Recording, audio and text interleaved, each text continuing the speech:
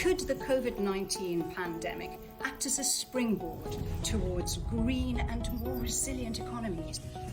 Asia and Pacific represent over 50% of global emissions.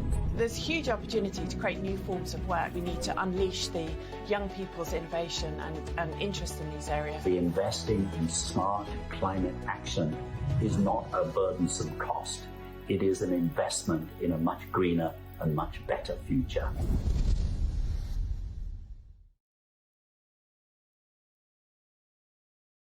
Hai semuanya, kami dari kelompok 6 kelas 1D34 dengan anggota Audrey, Eka Maharani, Berta Virginia Kaban, Ahmad Fai, Jevi Azi Umar Dilopa.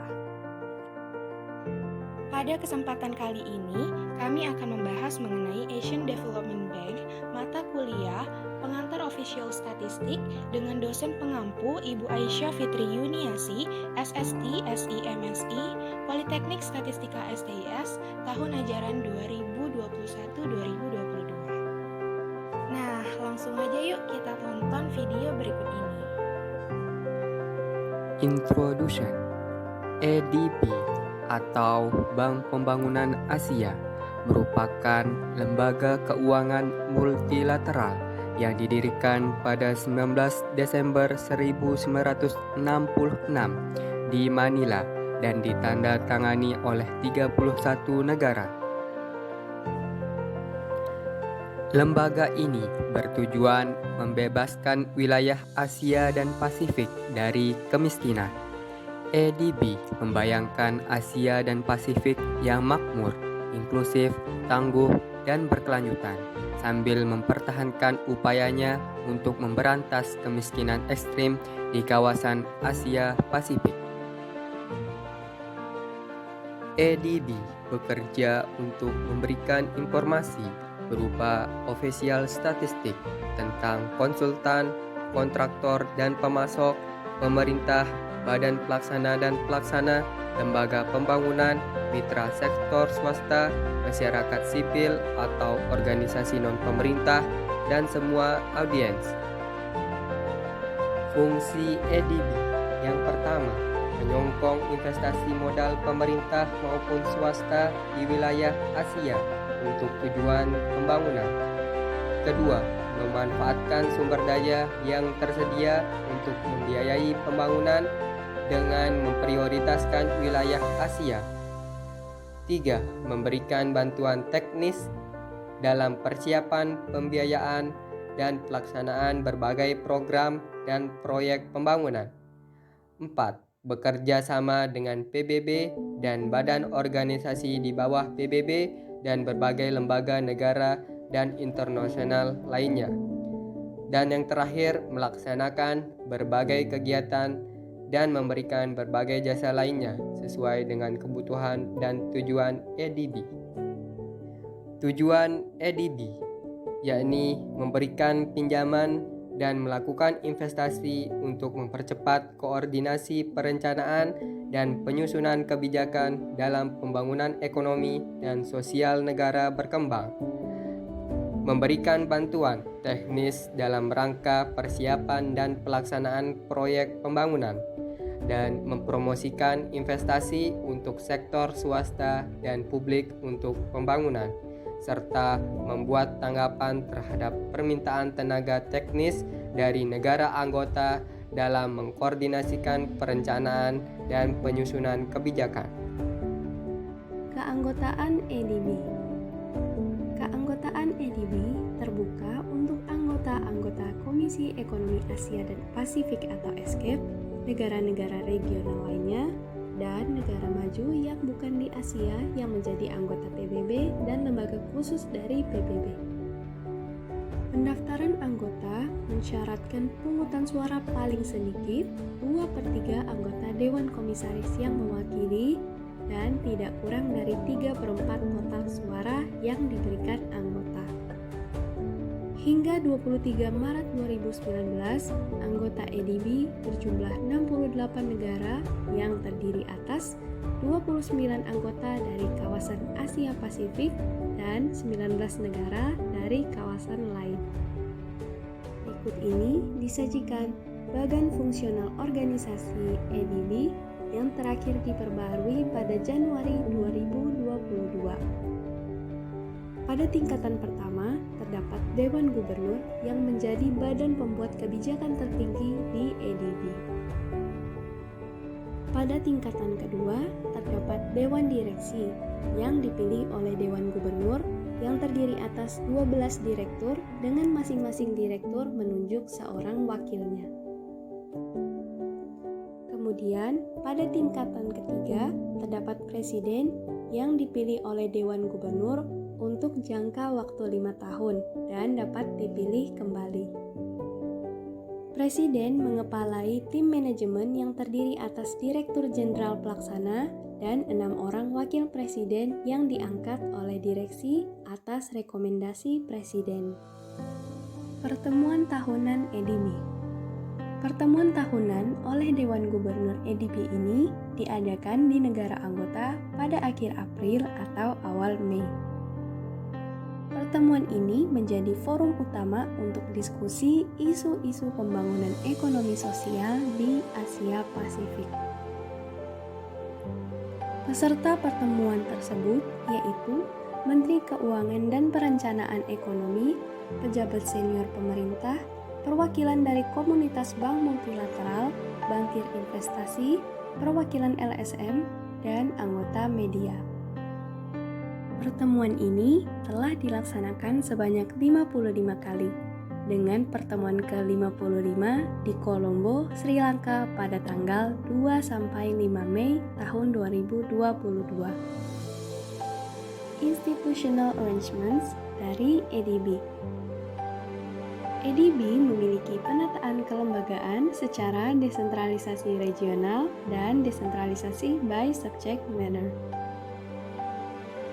Karena ADB memiliki banyak kantor yang tersebar di negara-negara anggotanya, serta dalam pekerjaannya terbagi menjadi 27 departemen, 31 kantor, dan 15 sektor dan kelompok tematik.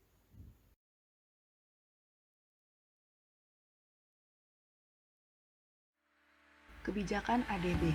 Kebijakan ADB dibagi menjadi 3 bagian. Yang pertama, kebijakan upaya perlindungan. Yang kedua, kebijakan komunikasi publik. Dan yang ketiga, kebijakan mengenai gender dan pembangunan. Yang pertama, kebijakan upaya perlindungan.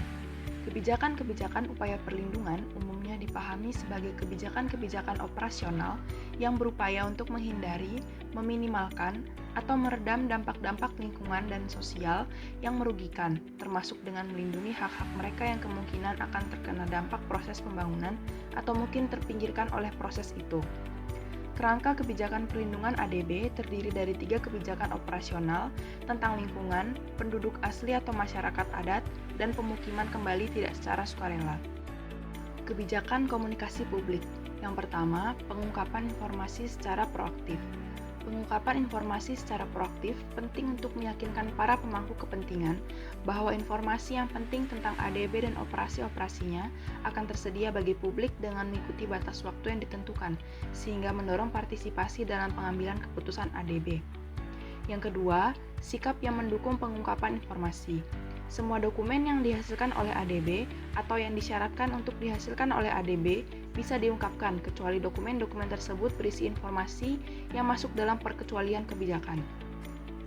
Yang ketiga, hak untuk mengakses dan meneruskan informasi dan gagasan. ADB harus memberikan informasi tepat pada waktunya dengan jelas dan relevan. ADB tidak boleh mengungkapkan informasi secara selektif.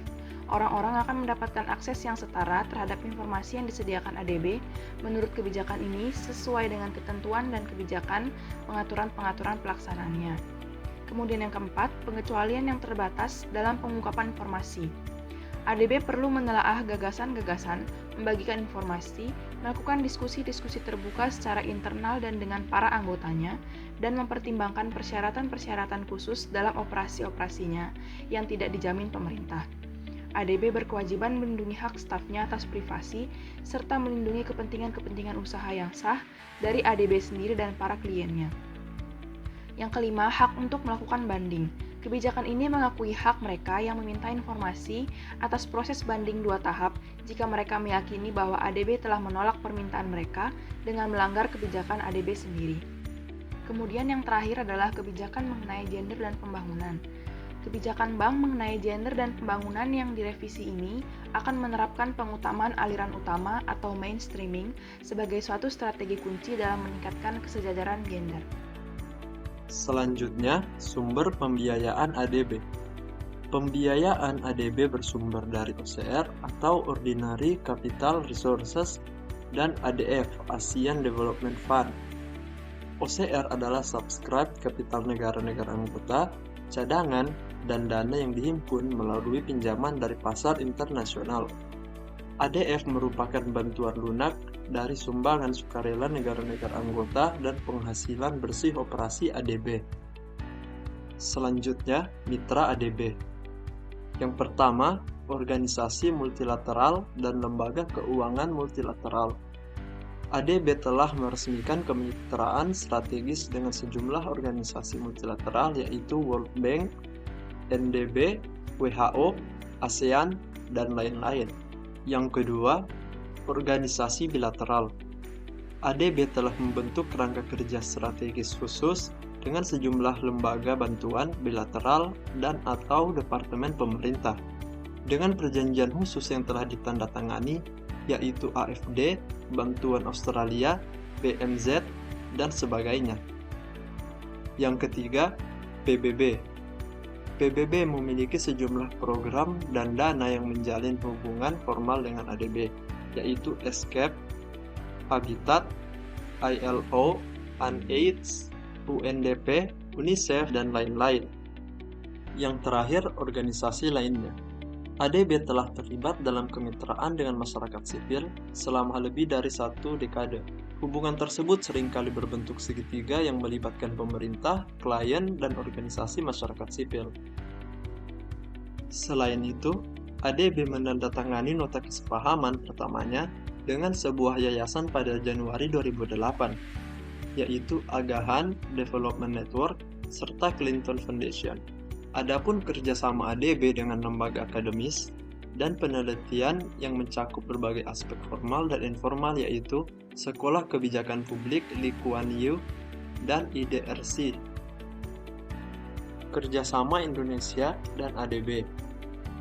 Bantuan ADB terhadap Indonesia. Kerjasama antara ADB dengan Indonesia sudah dimulai sejak ADB terbentuk, yakni pada tahun 1966. Dukungan yang diberikan oleh ADB ke Indonesia berupa pinjaman dan hibah yang terus berubah seiring dengan kebutuhan pembangunan yang terus meningkat.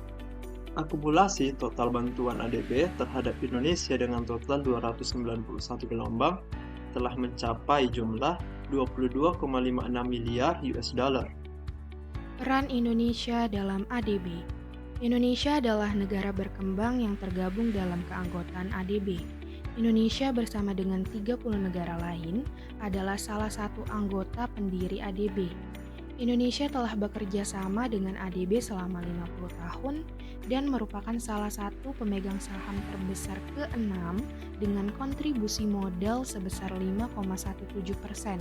Setelah Jepang 15,65%, Amerika Serikat 15,65%, Cina 6,46%, India 6,35%, dan Australia 5,8%.